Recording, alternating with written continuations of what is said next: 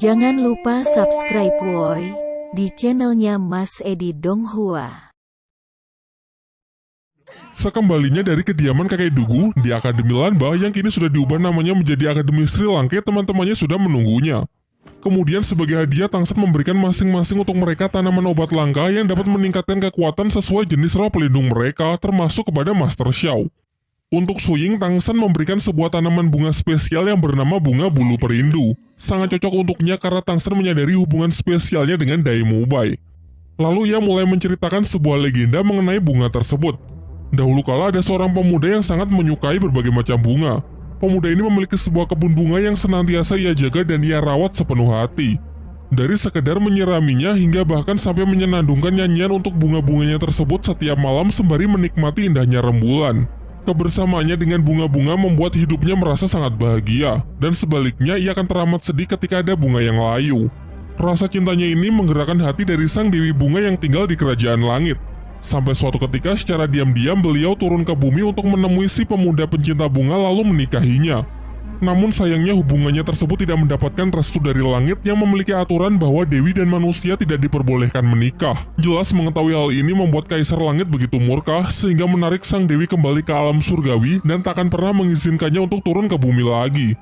Sementara si pemuda yang kini telah kehilangan kekasihnya tentu merasa sangat sedih dan depresi sehingga hari-harinya yang suram melalaikan tugasnya untuk merawat bunga-bunga di kebunnya. Semakin lama kebunnya tersebut mulai hancur dan tanaman-tanaman yang dulu berseri perlahan juga mulai mati. Hingga suatu hari seorang kakek tua menemuinya dan menjelaskan bahwa sebenarnya bunga putih di kebun si pemuda merupakan jelmaan dari sang Dewi Bunga. Sehingga jika bunga sampai mati maka jiwa dari sang dewi juga akan lenyap.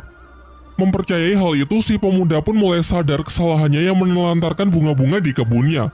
Ia pun mulai bangkit dan kembali merawat bunga-bunga di kebunnya tersebut. Sampai akhir hayatnya ia meninggal tepat di samping bunga putih yang dipercaya sebagai jelmaan dari sang Dewi Bunga. Dan warna merah di kelopak bunga tersebut merupakan noda darah yang sempat si pemuda berikan tepat sebelum kematiannya.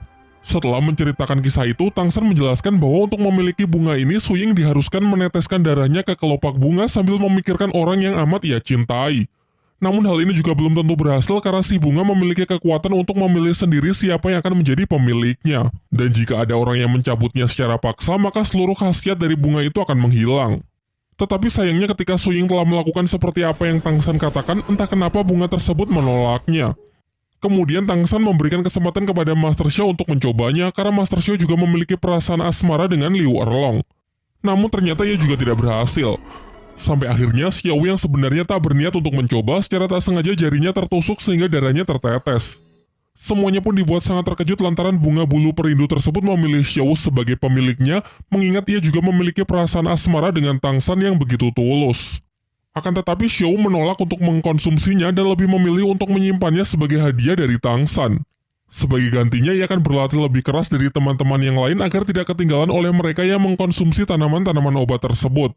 Diperlihatkan mereka pun bergegas untuk melakukan kultivasi setelah masing-masing dari mereka mengkonsumsi tanaman obat dari Tangsan. Oishika menjadi yang pertama selesai dan telah berhasil naik ke 5 level, disusul oleh Ning Rongrong yang telah naik 6 level. Namun pada kasus Ning Rongrong tak hanya mengalami kenaikan level. Berkat tanaman obat bunga tulip dari Tangsan, roh pelindungnya mengalami mutasi yang awalnya memiliki 7 tingkat sekarang menjadi 9 tingkat. Sebuah kekuatan yang kabarnya menjadi legenda di klan Cahaya Kibau.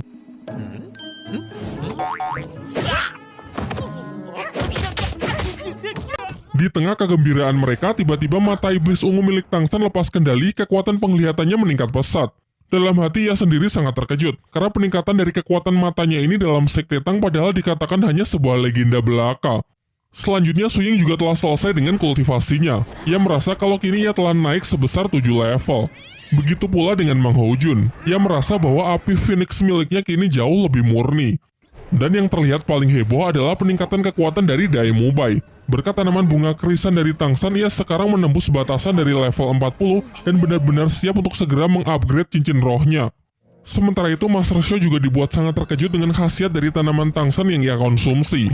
Seperti yang telah dijelaskan bahwa kekuatan roh pelindung Master Xiao mengalami mutasi yang membatasinya mentok berada di level 30. Namun sekarang batasan tersebut telah berhasil ia tembus sehingga ia punya harapan untuk meningkatkan levelnya lebih tinggi.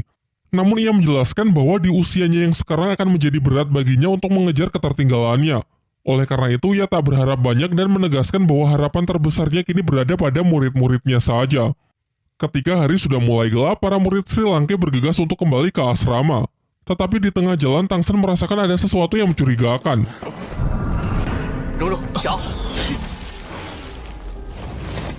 Dan benar saja, tiba-tiba muncul seorang pria besar berjubah yang langsung menyerang mereka. Dengan kerjasama tim yang semakin baik, mereka pun berhasil melumpuhkan pria misterius tersebut. 九宝有名，移魂技妖风，第二魂技幽冥百爪，第二魂技。 Namun ketika si pria sudah terdesak, akhirnya terungkap bahwa ia adalah Guru Zhou yang memang sengaja mengetes kemampuan para murid-muridnya. Ia mengatakan kalau dirinya sangat bangga menyaksikan kemajuan dari kemampuan dan kerjasama tim mereka. Tak lama setelah itu kemudian datang juga Flounder dan Master Xiao yang ternyata menjadikan pertarungan tadi sebagai taruhan. Keesokan paginya kakek Dugu bersama Duguyan datang ke akademi untuk menemui Tangsan. Pada awalnya dengan sikap yang arogan, Duguyan meremehkan dan merendahkan Tangsan yang menurutnya lebih lemah dari dirinya. Sampai kemudian sang kakek menjelaskan bahwa Tangsan sudah jauh berkembang semenjak pertarungan mereka dulu di arena roh. Secara kemampuan ia ragu kalau cucunya tersebut bisa mengalahkan Tangsan dengan kemampuannya yang sekarang. Selain itu ia juga mengkritik sikap Duguyan yang kekanak-kanakan padahal secara usia Tangsan lebih muda darinya namun sikapnya jauh lebih dewasa. Lalu ia juga menjelaskan mengenai tujuannya datang ke sini adalah untuk meminta bantuan kepada Tangsan agar bersedia menyembuhkan racun di dalam tubuh cucunya tersebut sama seperti apa yang telah ia lakukan terhadap dirinya. Namun kakek Dugu mengatakan bahwa ia tak akan bisa mendampingi karena ia masih memiliki sebuah misi yang harus segera ia selesaikan. Maka dari itu ia akan menitipkan Duguyan kepada Tangsan dan berjanji akan kembali sebelum dimulainya turnamen arena roh yang akan digelar setengah tahun lagi. Setelah itu Tangsan bersama teman-temannya berangkat menuju kelas akademi yang akan menjadi hari pertamanya. Absen Dai Mumbai karena Dai Mumbai tengah bersama Flounder dan Master Xiao untuk berburu siluman roh keempatnya. Sesampainya di kelas, Tangsan sebagai murid yang dianggap baru tentu menjadi pusat perhatian. Terlebih lagi ia terlihat sangat dekat dengan Xiao yang menjadi primadona di kelas tersebut. Terlihat seorang siswa bertubuh besar bernama Tai Long merasa sangat geram menyaksikan pemandangan tersebut menghampiri mereka dan menyuruh Tangsan untuk menjauh dari Xiao. 首席都不认识，首席可是全学院。 Tai Long lalu menantang Tangsan untuk bertarung 1 lawan 1. Jika Tangsan menang, ia bebas duduk di samping Xiao. Namun jika kalah, maka Tangsan harus pergi meninggalkan tempat ini. Tantangan tersebut pun Tangsan terima. Tai Long kemudian menunjukkan kekuatan roh pelindungnya, yaitu King Kong Raja Hutan dengan level yang setara dengan Tangsan.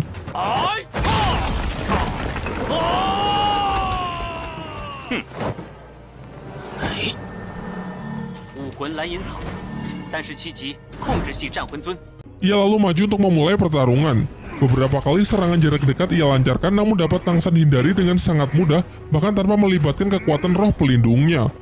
Sebagai serangan balasan, Tangsan cukup menggunakan satu skillnya yaitu tali akar jaring laba-laba yang dalam sekejap mampu melumpuhkan Tai Long.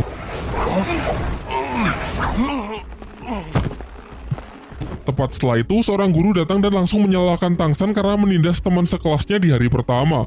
Tetapi dengan jantan, Tai Long mengakui kesalahannya dan mengatakan kalau ialah yang telah memulai terlebih dahulu. Setelah kelas berakhir, ternyata Tai Long masih belum terima dengan hasil pertandingan tadi pagi. Lantas ia pun kembali menantang Tangsan untuk berduel, namun kali ini hanya pertarungan fisik tanpa boleh menggunakan kekuatan roh pelindung. Tangsan pun sepakat dan mengikuti Tai Long yang menentukan lokasi pertarungan mereka agar tidak ada orang yang ikut campur. Tentu kali ini ia merasa jauh lebih percaya diri karena dilihat dari tampilan fisiknya yang berotot, jelas bisa dengan mudah mengalahkan Tangsan yang kurus kecil. Namun lagi-lagi dugaannya tersebut salah besar. Dengan piawai, Tangsan dapat mengatasi serangan dari Tai Long yang nampak hanya mengandalkan otot besarnya saja. Berulang kali ia mencoba, berulang kali pula ia mendapatkan pukulan dari Tangsan. Sampai-sampai tubuhnya tak lagi sanggup berdiri sehingga mau tidak mau ia harus kembali mengakui kekalahannya. Kemudian saat Tangsan dan Xiao jalan-jalan di kota untuk mencari makan siang, mereka malah menemukan 2 prajurit yang terbunuh di jalanan yang sepi. Dari simbol yang tertinggal mengingatkan Tangsan dengan simbol sebuah tempat pelelangan di kota yang sebelumnya pernah ia lihat. Karena penasaran dengan apa yang sebenarnya terjadi di tempat pelelangan, ia bersama Xiao bergegas pergi ke rumah pelelangan tersebut. Di pintu masuk, mereka dihadang oleh para penjaga karena tidak memiliki kartu anggota. Dan jika harus membeli kartu anggota, ternyata harganya juga sangat mahal. Namun seorang wanita memberikan alternatif lain jika mereka tetap ingin masuk, yaitu mereka harus memiliki barang yang cukup berharga untuk bisa dilelang. Tang San yang sepakat lalu mengeluarkan salah satu senjata rahasianya untuk berpartisipasi dalam acara lelang. Si wanita lalu mengajaknya masuk untuk menemui salah seorang panitia guna memeriksa barang milik Tang San apakah value-nya memenuhi standar. Tang San kemudian menjelaskan bahwa senjata rahasianya itu disebut tembakan tanpa bayangan, merupakan senjata yang mengandung racun. Ia lalu juga memberikan contoh bagaimana cara penggunaannya. Peluru beracun pada senjata tersebut akan ditembakkan sebanyak 3 kali dengan sangat cepat, memiliki penetrasi yang begitu kuat, bahkan sanggup menembus baja yang memiliki ketebalan beberapa sentimeter. Menyaksikan hal itu, panitia lelang benar-benar kagum dan menyatakan kalau barang milik Tang San sudah memenuhi standar barang lelang di tempatnya yang bisa dibuka dengan harga 1000 koin emas. Di ruang pelelangan, Tang San bertemu dengan 2 orang tamu lain yang bernama Ning Fengxi dan Chen Xin, di mana Ning Fengxi adalah pemimpin dari klan Cahaya Kibau sekaligus ayah dari Ning Rongrong, sementara Chen Xin adalah kakek angkatnya. Ning Fengxi lalu menjelaskan mengenai kebusukan dari tempat lelang ini yang melelang apa saja termasuk manusia. Bahkan para pelayan wanita di sini selain bertugas menyambut tamu juga diperjualbelikan. Masuk ke acara pelelangan, kali ini yang menjadi objek lelang adalah seorang gadis yang roh pelindungnya mengalami mutasi, sehingga mengubah penampilannya menjadi sosok unik menyerupai kucing. Pada awalnya, Xiao yang emosi hendak menggunakan cara kekerasan untuk membebaskan gadis kucing tersebut. Namun Ning Fengxi yang juga ingin menyelamatkan si gadis menggunakan cara sesuai aturan, yaitu dengan melemparkan harga tertinggi. Pihaknya sempat bersaing dengan tamu lain yang merupakan salah satu anggota bangsawan kerajaan Tiando yang pernah menyulitkan orang-orang Sri Lanka di Akademi Tiando. Tetapi pada akhirnya Ning Fengxi berhasil menang setelah memberikan harga yang terbilang tidak masuk akal. Selanjutnya tibalah senjata rahasia milik Tang San yang menjadi objek barang lelang. Ning Fengxi yang merasa tertarik dengan kehebatan senjata tersebut memutuskan untuk mengambilnya dengan harga yang juga sangat mahal. Tentu saja karena klan Cahaya Kibau masuk dalam kategori 3 klan terkaya di dunia dahulu. Sampai-sampai tak enak sendiri karena barangnya dihargai begitu mahal, Tang San memberikannya bonus yaitu sebuah busur kecil yang juga merupakan salah satu senjata rahasia ciptaannya.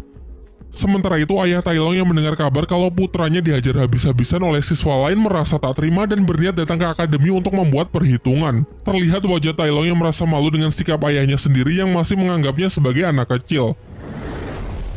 Singkat cerita, setelah acara pelelangan berakhir, Tang San dan Xiao kembali ke akademi. Namun di depan gerbang, Tai Long bersama sang ayah telah menunggunya. Ayah Tai Long lalu mengatakan kalau ia tak terima putranya dipukuli oleh Tang San sehingga ia ingin memberinya pelajaran. Ayah Tai Long dengan cepat langsung melancarkan serangannya yang begitu kuat padahal masih belum mengeluarkan kekuatan roh pelindungnya. Teknik yang sebelumnya Tang San gunakan untuk melumpuhkan Tai Long nampaknya sama sekali tidak berguna di hadapan ayahnya.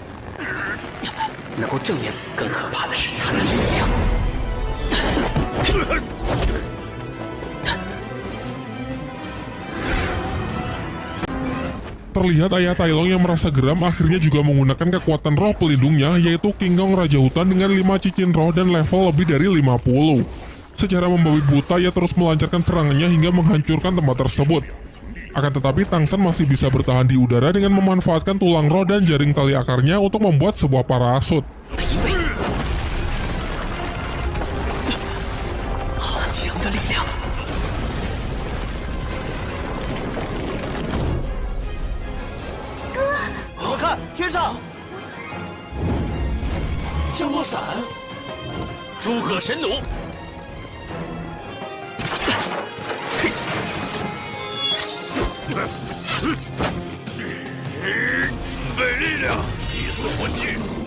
Sampai ketika ayah Tai Long berniat mengeluarkan skill ultimate-nya, Tang San dalam sekejap mendekatinya dari belakang lalu menyerangnya dengan racun tulang rohnya. Kini ayah Tai Long yang sudah meremehkan Tang San di awal harus tunduk karena efek racun tersebut dengan segera menyebar dan melumpuhkan sistem syarafnya. Sementara Tai Long yang menyaksikan kekalahan ayahnya sangat emosi dan memaksa masuk ke dalam pertarungan untuk menyerang Tang San. Namun Tang San menyarankan agar Tai Long berhenti karena jika ia tak segera menarik racun di dalam tubuh ayahnya tersebut, maka ia khawatir kalau ayah Tai Long tak akan bisa ia selamatkan. Pada akhirnya perseteruan itu pun berakhir setelah Tang San menyerap kembali racunnya dan memperingatkan mereka berdua agar jangan pernah mengganggunya lagi. Sin kemudian beralih memperlihatkan Ning Rongrong yang berkunjung ke rumahnya, yaitu sekte klan Cahaya Kibau, mengingat kerajaan Tiando dan sektenya secara geografis cukup berdekatan. Selain Ning Fengzi yang merupakan ayahnya dan Chen Xin sebagai kakek angkatnya, kita diperlihatkan karakter baru yang juga merupakan kakek angkatnya bernama Gurong. Diceritakan kalau Chen Xin dan Gurong ini adalah Master Roh bergelar Doluo level 95 yang menjadi rival abadi, baik dari segi kekuatan roh maupun dalam memperebutkan kasih sayang dari cucu angkatnya tersebut. Kemudian Ning Rongrong menceritakan bahwa kini ia sudah berada di level 37 karena selama di Akademi Sri Lanka ia sudah berlatih keras hingga berhasil naik 10 level hanya dalam waktu 1 tahun. Ia juga menceritakan mengenai tanaman obat bunga tulip yang ia dapat dari teman sekelasnya bernama Tangsan yang berperan besar dalam kemajuannya karena setelah mengkonsumsi bunga tersebut levelnya bisa naik secara signifikan. Selain itu kini roh pelindungnya juga telah mengalami mutasi dari yang awalnya pagoda 7 tingkat menjadi 9 tingkat.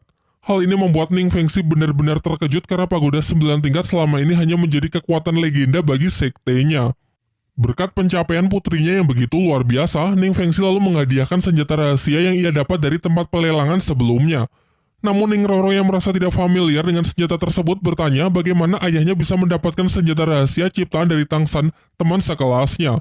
Ia lalu menunjukkan senjata yang sama dan mengatakan kalau ia juga punya beberapa koleksi yang lain yang jauh lebih hebat. Untuk membuktikan betapa hebatnya senjata rahasia buatan Tangsan, Ning Rongrong mengajak mereka keluar untuk mempraktekannya. Kakek Chen Xin lalu maju untuk menjadi sukarelawan. Dengan statusnya sebagai Master Roh bergelar Doluo, ia meyakinkan cucunya kalau dirinya tidak akan apa-apa. Senjata rahasia pertama adalah busur tanpa suara. Meski dapat ditangkis dengan pedang roh miliknya, kakek Chen Xin bisa merasakan kalau tembakan dari senjata tersebut benar-benar kuat. 力道好强，我们在斗魂场上才子剑飞刀，还没完，我身如剑。 Sambil mencoba mendekat, Ning Rongrong menjelaskan bahwa senjata ini pernah ia gunakan untuk mengalahkan lawan yang berada di level 40. Menunggu kesempatan kakek angkatnya lengah, Ning Rongrong kembali melancarkan serangannya dan hasilnya Master Roh sekelas Chen Xin sekalipun cukup kewalahan mengatasinya. Suasana sempat tegang kala Chen Xin terkena racun dari salah satu senjata rahasia tersebut. Beruntung berkat jam terbangnya yang tinggi, ia sanggup memuntahkan racun sebelum menyebar ke seluruh tubuhnya. Namun ia tak sedikit pun menyalahkan Ning Rongrong, melainkan justru bangga dengan perkembangannya yang begitu pesat. Selain itu, Fengzi mulai tertarik dengan pemuda yang bernama Tangsan, pencipta dari senjata-senjata yang luar biasa untuk ia rekrut masuk ke dalam sektenya. Sin kemudian beralih memperlihatkan Tangsan yang tengah beristirahat. Pertarungannya melawan ayah Tai Long kemarin ternyata cukup membuatnya terluka. Tentu saja karena bagaimanapun juga ia melawan orang yang memiliki 10 level lebih tinggi darinya. Di hari keduanya masuk di akademi, Tangsan menjadi pusat perhatian anak-anak lain karena kehebatannya mengalahkan ayah Tai Long kemarin. Tetapi saat akan menuju kelas, seorang siswa tiba-tiba datang menghampirinya dan mengabarkan bahwa kakek Tai Long yang merupakan ketua sekte Tai datang ke akademi untuk mencari orang yang telah menghajar putra dan cucunya. Jelas ia jauh lebih kuat dari ayah Tai Long karena kakek ini adalah Master Roh bergelar Doluo yang telah mencapai level lebih dari 80. Namun karena perbedaan level yang teramat jauh, kakek Tai Long tidak menantang Tangsan untuk bertarung, melainkan memberinya sebuah tantangan. Jika Tangsan mampu bertahan di bawah tekanan kekuatan rohnya sebelum satu dupa terbakar habis, maka putra dan cucunya akan ia perintahkan untuk meminta maaf kepada Tangsan serta menganggap masalah sudah selesai. Namun jika Tangsan tidak mampu bertahan, maka Tangsan harus bersedia bergabung dengan sektenya. Sebelum tantangan diterima, Oishike menyela dengan mengatakan kalau apa yang mereka pertaruhkan ini tidak adil bagi Tangsan.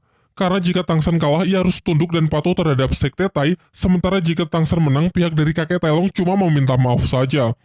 Maka dari itu akan menjadi adil jika Tangsan menang, maka Tai Long dan ayahnya harus bergabung dengan sekte Tang, yaitu sekte buatan Tangsan sendiri. Setelah kedua belah pihak sepakat, tantangan pun dimulai. Tekanan yang diciptakan kakek Tai Long berbeda dengan apa yang pernah ia terima dari salah seorang guru senior di Akademi Tiando. Tangsan mengibaratkan kalau tekanan yang dulu pernah ia terima seperti aliran sungai yang perlahan semakin kuat, sementara tekanan dari kakek Tai Long lebih seperti ombak yang menghantam dengan keras. 小三的对手怎么会是他？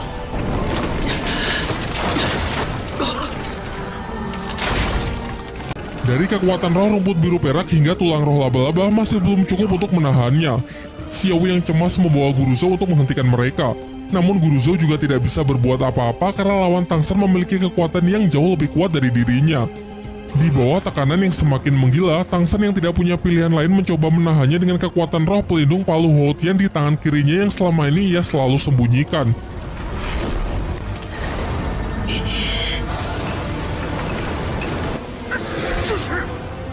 Untung saja tak lama setelah itu datanglah Ning Rongrong bersama ayah dan kakek angkatnya yang membantu Tangsan dengan skill pendukungnya. Sementara si kakek Telong benar-benar dibuat terkejut dengan roh kedua milik Tangsan yang baginya tidak familiar. Setelah memastikan bahwa Tangsan memang merupakan putra dari Tang Hao, ia pun memanggilnya Tuan Muda dan bergegas memberinya hormat.